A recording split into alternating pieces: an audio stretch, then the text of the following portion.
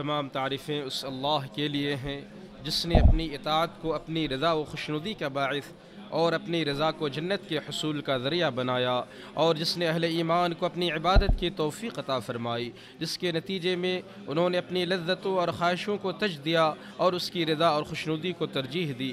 میں اس اللہ کی تعظیم و تکریم بجا لاتے ہوئے گواہی دیتا ہوں کہ اس کے علاوہ کوئی معبود برحق نہیں، وہ تنہا ہے، اس کا کوئی شریک نہیں، اور میں گواہی دیتا ہوں کہ بے شک محمد صلی اللہ علیہ وسلم اس کے بندے اور رسول ہیں، اور ان کی ذات ہمارے لیے باعتبار امام و رہنما کافی ہے۔ اللہ تعالیٰ ان پر، ان کی آل اور ان کے تمام ساتھیوں پر بہت زیادہ درود و سلام نازل فرمائے۔ حمد و صلات کے بعد سب سے بہترین کلام اللہ کا کلام ہے، سب سے بہترین طریقہ ہمارے نبی محمد بن عبداللہ صلی اللہ علیہ وسلم کا طریقہ ہے، سب سے بدترین امور نئے ایجاد کردہ امور ہیں، اور ہر بدعت گمراہی ہے، اور ہر گمراہی جہنم میں لے جانے والی ہے۔ اللہ کے بندو، میں آپ تمام کو تقوی الہی اختیار کرنے کی وصیت کرتا ہوں۔ رب العالمین نے اگلے اور پچھلے تمام لوگوں کے لیے یہی وصیت ہے، رب العالمین کا اگلے اور پچھلے تمام لوگوں کے لیے یہی وصیت ہے، ارشاد باری تعالیٰ ہے، اور واقعی ہم نے ان لوگوں کو جو تم سے پہلے کتاب دیے گئے تھے اور تم کو بھی یہی حکم کیا ہے کہ اللہ سے ڈرتے رہو۔ یہ جان لو کہ بے شک اللہ سبحانہ و تعالیٰ کی اطاعت سب سے بہترین منفعت اور کمائی ہے، اس کی رضامندی سب سے بہترین فائدہ اور مقصود زندگی ہے۔ جنت کو ناپسندیدہ چیزوں سے اور جہنم کو شہوتوں سے گھیر دیا گیا ہے، اور تمہیں تمہارے اجر قیامت کے دن پورے پورے دیے جائیں گے۔ پھر جس شخص کو جہنم سے دور کر کے جنت میں داخل کر دیا جائے گا تو یقیناً وہ کامیاب ہوگا۔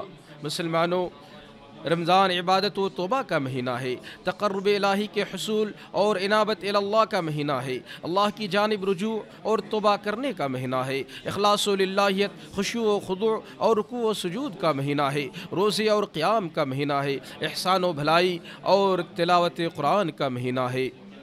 اب اس کے رخصت ہونے کا وقت آن پہنچا ہے، اس میں سے اب بالکل معمولی وقت رہ گیا ہے، وہ ہمیں الوداع کہنے ہی والا ہے اور ہم سے رخت سفر باندھنے ہی والا ہے۔ اے کاش ہمیں معلوم ہو جائے کہ کامیاب کون ہے تو ہم اسے مبارکباد دیں، اور ناکام و نامراد کون ہے تو ہم اس سے تعزیت کریں۔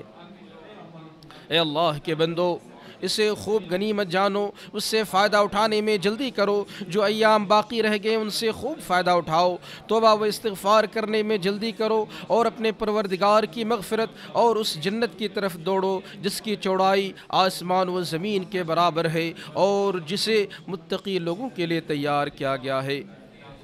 سنو، اعمال کا دار و مدار خاتمے پر ہے، لہذا خوب محنت کرو، اب تو چند ہی دن رہ گئے ہیں اور چند گھڑیاں ہی باقی رہ گئی ہیں۔ تکان اور پریشانی تو دور ہو جائے گی، البتہ اجر و ثواب باقی رہ جائے گا۔ اب کچھ ہی دن باقی ہیں، اس کے اوراق بند ہونے کو ہیں اور اس کے اعمال ختم ہونے پر ہیں۔ کامیاب ہونے والوں کی سعادت کا کیا کہنا، جبکہ نامرادوں کا خسارہ و نقصان، کوتاہی کرنے والوں کی ہلاکت و بربادی، نامرادوں کی حسرت اور غافلوں کی مصیبت کس قدر بھیانک ہے۔ ایک دن رسول اللہ صلی اللہ علیہ وسلم ممبر پر چڑھے، جب پہلے زینے پر چڑھے تو کہا آمین، پھر جب دوسرے زینے پر چڑھے تو کہا آمین، پھر جب تیسرے زینے پر چڑھے تو کہا آمین، پھر فرمایا میرے پاس جبریل علیہ السلام آئے اور کہا اے محمد، جس نے رمضان کا مہینہ پایا اور اس کی معافی نہیں ہوئی تو اسے اللہ اپنی رحمت سے دور کر دے، تو میں نے آمین کہا۔ پھر انہوں نے کہا جس نے اپنے والدین یا دونوں میں سے کسی ایک کو پایا اور ان کی خدمت نہ کرنے کے سبب جہنت میں داخل ہوا تو اسے بھی اللہ اپنی رحمت سے دور کر دے، تو میں نے آمین کہا۔ پھر جبریل نے کہا جس کے پاس میرا ذکر ہو اور مجھ پر درود نہ پڑھے تو اللہ اسے بھی اپنی رحمت سے دور کر دے۔ جبریل نے کہا آمین کہو، تو میں نے آمین کہا۔ صحیح ابن حبان۔ اللہ کے بندو، آپ لوگ بڑی عظمت والے ایام اور بہت ہی فضیلت والے اوقات سے گزر رہے ہیں، لہذا انہیں قیل و قال، غفلت و سستی اور لہو لعب میں ضائع نہ کریں، اور نہ ہی موبائل اور سوشل میڈیا کے کثرت استعمال میں برباد کریں۔ اپنے اوقات کو غنیمت جانیں، اپنے اوقات کو نماز، ذکر و اذکار، تلاوت قرآن، توبہ و استغفار، دعا اور گریہ وزاری میں لگائیں۔ سنو، خیر و نیکی کی راہیں بہت زیادہ ہیں، لہذا ان پر چلنے والے کہاں ہیں؟ ان کے دروازے ہمیشہ کھلے ہوئے ہیں، لیکن ان میں سے داخل نہ ہونے والے کہاں ہیں؟ لہذا اللہ کے بندو، ہر قسم کی عبادت و اطاعت کے کام انجام دینے کی کوشش کرو۔ ارشاد باری تعالیٰ ہے، اے ایمان والو، رکوع سجدہ کرتے رہو اور اپنے پروردگار کی عبادت میں لگے رہو اور نیک کام کرتے رہو تاکہ تم کامیاب ہو جاؤ۔ روزے دار بھائیوں، جو عبادت قبول ہوتی ہے اس کا ایمان پر بڑا اثر ہوتا ہے۔ دل اور باطن میں اس کا اثر یہ ہے کہ اس سے نیت کی اصلاح ہوتی ہے، نفس کا تزکیہ ہوتا ہے، اسی طرح اس سے تقوی، اخلاص و للہیت اور خشوع و خضوع پیدا ہوتے ہیں۔ اعضاء و جوارح پر اس کا اثر یہ کہ انسان گناہوں سے اور حرام کردہ چیزوں سے باز رہتا ہے، نیز نیکی اور اطاعت کے کاموں پر مواظبت اور ہمیشگی اختیار کرتا ہے۔ نماز کے بارے میں ارشاد باری تعالیٰ ہے، یقین نماز بے حیائی اور برائی سے روکتی ہے۔ اور روزے کے بارے میں ارشاد فرمایا، اے ایمان والو، تم پر روزے فرض کر دیے گئے ہیں جیسا کہ تم سے پہلے لوگوں پر بھی فرض کیے گئے تھے، اور اس کا مقصد یہ ہے کہ تم میں تقوی پیدا ہو۔ لہذا اپنے تمام اعمال میں اللہ کی نگرانی کا احساس اپنے دل میں قائم رکھو، کیونکہ اللہ تعالیٰ تمہاری شکلوں اور صورتوں اور تمہارے جسموں کو نہیں دیکھتا بلکہ تمہارے دلوں اور اعمال کو دیکھتا ہے۔ کتنے روزے دار ایسے ہیں جنہیں روزے سے سوائے پیاس، بھوک اور تکان کے کچھ نہیں ملتا، اور کتنے ہی قیام کرنے والے ایسے ہیں جنہیں شب بیداری اور تھکاوٹ کے سوا کچھ حاصل نہیں ہوتی۔ ہم اللہ سے سلامتی اور عافیت کے طلبگار ہیں۔ اے لوگو، بے شک اعمال کی قبولیت کی علامتوں میں سے یہ ہے کہ ہماری حالت پہلے کی بنسبت بہتر ہو جائے اور نیک اعمال اور توبہ پر استقامت حاصل ہو جائے۔ لہذا اللہ تعالیٰ کو خیر و نیکی کا کام کر کے دکھاؤ اور اللہ کو قرض حسنہ دو۔ ارشاد باری تعالیٰ ہے، اور جو بھی بھلائی تم اپنے لیے آگے بھیجو گے تو اسے اللہ کے ہاں اس حال میں موجود پاؤ گے کہ وہ اصل عمل سے بہتر اور اجر کے لحاظ سے بہت زیادہ ہوگی، اور اللہ سے معافی مانگتے رہو۔ اللہ یقیناً بخشنے والا اور رحم کرنے والا ہے۔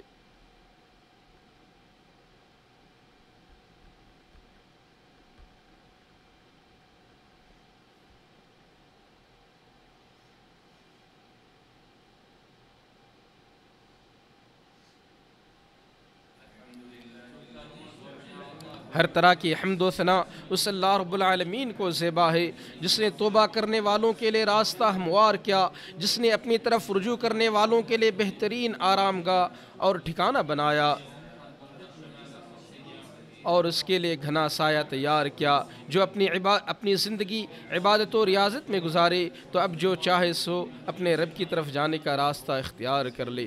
مسلمانوں، آخری عشرے میں ایک رات ایسی ہے جو 1000 مہینوں سے بہتر ہے۔ اس میں رحمتیں نازل ہوتی ہیں، دعائیں قبول ہوتی ہیں، خطائیں درگزر ہوتی ہیں اور گناہ معاف ہوتے ہیں۔ جو شخص ماہ رمضان میں ایمان اور ثواب کی نیت سے قیام کر لیتا ہے، اس کے سارے پچھلے گناہ معاف کر دیے جاتے ہیں۔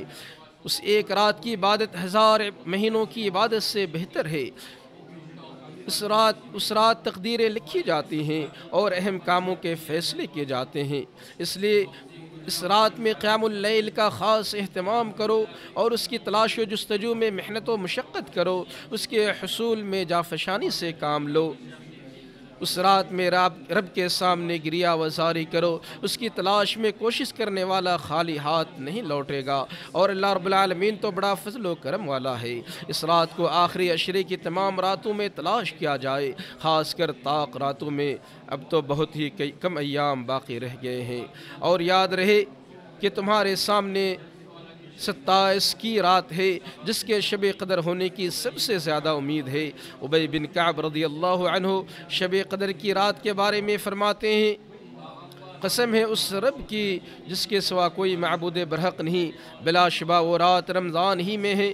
بلا استثناء انہوں نے قسم کھاتے ہوئے کہا، اللہ کی قسم مجھے بالیقین معلوم ہے کہ وہ کون سی رات ہے۔ یہ وہ رات ہے جس میں نبی صلی اللہ علیہ وسلم نے ہمیں قیام کرنے کا حکم دیا ہے، اور وہ 27 کی رات ہے، اور اس رات کی علامت یہ ہے کہ اس کی صبح سورج صاف شفاف طلوع ہوتا ہے اور اس میں شعاعیں نہیں ہوتی ہیں۔ اس حدیث کو امام مسلم نے روایت کیا ہے، اور ابن عمر رضی اللہ عنہما سے مروی ہے کہ رسول اللہ صلی اللہ علیہ وسلم نے فرمایا، جو شب قدر کو تلاش کرنا چاہے اسے چاہیے کہ وہ 27 کی رات میں تلاشے، اور فرمایا اس کو 27 کی رات میں تلاشو، یعنی شب قدر کو۔ اس حدیث کو امام احمد نے روایت کیا ہے۔ اس رات میں قیام اللیل کا خاص اہتمام کرو، اس کی تلاش و جستجو میں محنت و مشقت کرو، اس کو پانے کا حریص بنو، اور اس میں اپنے رب سے گریہ وزاری کرو۔ لوگوں، اللہ رب العالمین نے اس ماہ کے اختتام پر زکوٰۃ الفطر کو مشروع قرار دیا۔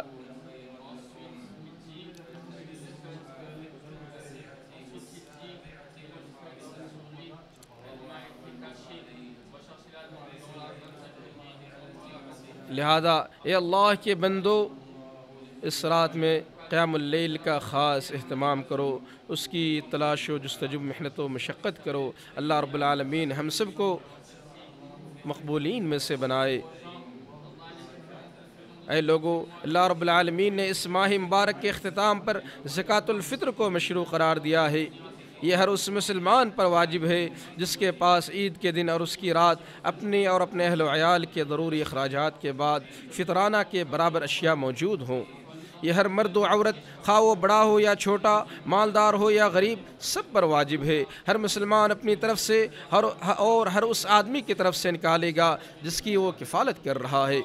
صدقۃ الفطر کا مستحق وہی ہے جو فرض زکوٰۃ کا مستحق ہے۔ اس کی مقدار گیہوں یا کھجور یا جو یا کشمش یا گندم یا پنیر یا اس کے قائم مقام جو کچھ بھی ملک کے لوگوں کی خوراک ہو، اس میں سے 1 صاع ہے۔ جیسے چاول اور گیہوں، اور صاع ایک ایسا پیمانہ ہے جس سے حجم کی پیمائش کی جاتی ہے، نہ کہ وزن کی۔ عبداللہ بن عمر رضی اللہ عنہ سے مروی ہے کہ نبی صلی اللہ علیہ وسلم نے ماہ رمضان میں زکوٰۃ الفطر ہر مسلمان پر، خواہ آزاد ہو یا غلام، مرد ہو یا عورت، چھوٹا ہو یا بڑا، 1 صاع کھجور یا جو سے فرض قرار دیا ہے۔ اس حدیث کو امام مسلم نے روایت کیا ہے۔ اللہ کے بندو، اللہ رب العالمین نے صدقہ فطر کو اس لیے مشروع کیا ہے تاکہ وہ روزے داروں کے لغو کاموں اور گناہوں کا کفارہ ہو، مسکینوں کا کھانا مہیا ہو، اور عید کے دن غریبوں کی دلجوئی ہو۔ صدقہ فطر ماہ رمضان کے آخری دن سورج غروب ہوتے ہی واجب ہو جاتی ہے۔ سنت یہ ہے کہ اسے عید کے دن نماز کے لیے جانے سے پہلے ادا کر دیا جائے، اور عید سے 1 دن یا 2 دن پہلے بھی نکالنا جائز ہے، اور بلا عذر عید کی نماز کے بعد اسے مؤخر کرنے والا گنہگار ہوگا، لیکن اسے ہر حال میں ادا کرنا ضروری ہے۔ ابن عباس رضی اللہ عنہ بیان فرماتے ہیں کہ رسول اللہ صلی اللہ علیہ وسلم نے صدقہ فطر کو فرض قرار دیا ہے تاکہ روزے داروں کے لیے لغو اور بیہودہ اقوال و افعال سے روزے داروں کی پاکیزگی ہو جائے اور مسکینوں کو کھانا مل جائے۔ چنانچہ جس نے اسے نماز سے پہلے ادا کر دیا تو یہ ایسی زکوٰۃ ہے جو قبول کر لی گئی، اور جس نے اسے نماز کے بعد ادا کیا تو یہ عام صدقات میں سے ایک صدقہ ہے۔ ابو داؤد نے اسے روایت کیا ہے۔ اللہ تعالی ہمیں اور آپ کو ان کاموں کی توفیق عطا کرے جنہیں وہ پسند فرماتا ہے اور جن سے وہ راضی ہوتا ہے۔ اللہ تعالی ہمارے اور آپ کے نیک اعمال کو قبول فرمائے۔ ہمیں اور آپ کو ان لوگوں میں سے بنا دے جو مکمل بات سن کر ان میں بہترین باتوں پر عمل کرتے ہیں۔ ایسے ہی لوگ اللہ کی طرف ہدایت یافتہ ہیں اور یہی لوگ عقل مند ہیں۔ اے لوگو، تو ہمیں اپنے اطاعت کے کاموں کی توفیق عطا فرما، اپنی عبادت میں ہمیں اپنے اوقات صرف کرنے کی توفیق دے۔ اے اللہ ہماری عمر میں برکت عطا فرما اور صحت و تندرستی عطا فرما۔ اے اللہ تو بہت زیادہ معاف کرنے والا اور کریم ہے اور ہمارے گناہوں کو مٹا دے۔ اے اللہ تو ہمارے گناہوں اور لغزشوں سے درگزر فرما، ہمارے عیوب اور گناہوں پر پردہ ڈال۔ اے اللہ تو بہت زیادہ معاف کرنے والا اور کریم ہے۔ اے اللہ تو ہمارے گناہوں پر پردہ ڈال دے، ہمارے گناہوں کو مٹا دے۔ اے اللہ تو ہمارے گناہوں اور لغزشوں سے درگزر فرما، ہمارے غموں کو دور کر دے، مشکلات سے نجات دے اور ہمیں اپنے حفظ و امان میں رکھ۔ اے اللہ ایمان کو ہمارے نزدیک محبوب بنا دے اور اسے ہمارے دلوں میں مزین کر دے، کفر و فسق اور نافرمانی کو ناپسندیدہ بنا دے اور ہدایت یافتہ لوگوں میں ہمیں شامل فرما۔ اے دلوں کو پلٹنے والے، ہمارے دلوں کو اپنے دین پر ثابت قدم رکھ۔ اے ہمارے رب، ہمیں ہدایت دینے کے بعد تو ہمارے دلوں کو کج رو نہ بنانا اور ہمیں اپنے پاس سے رحمت عطا فرما۔ بے شک تو ہی سب کچھ عطا کرنے والا ہے۔ اے اللہ تو ہماری مغفرت فرما، ساتھ ہی ہمارے والدین اور تمام مومن مردوں اور عورتوں کی مغفرت فرما، ہمارے مریضوں کو شفا عطا فرما، آزمائشوں میں مبتلا لوگوں کو عافیت دے اور ہمارے مردوں پر رحم فرما۔ اے اللہ تو اسلام اور مسلمانوں کو غلبہ عطا فرما، اے اللہ تو ہر جگہ اسلام اور مسلمانوں کو غلبہ عطا فرما، شرک اور اہل شرک کو ذلیل و رسوا کر دے، دین کے دشمنوں کو ہلاک کر دے، اس ملک کو اور دیگر تمام اسلامی ممالک کو امن و امان کا گہوارہ بنا دے۔ اے اللہ تو ہمیں اپنے ملکوں میں امن و امان عطا فرما، ہمارے حکمرانوں اور قیادت کی اصلاح فرما۔ اے اللہ ہمارے حاکم خادم حرمین شریفین کو خصوصی توفیق سے نواز، ان کی خصوصی مدد فرما۔ اے اللہ ان کے ذریعے اور ولی عہد کے ذریعے اپنے دین کو سربلندی عطا فرما۔ اے اللہ تو ہمیں دنیا و آخرت کی بھلائی عطا فرما اور عذاب جہنم سے نجات دے۔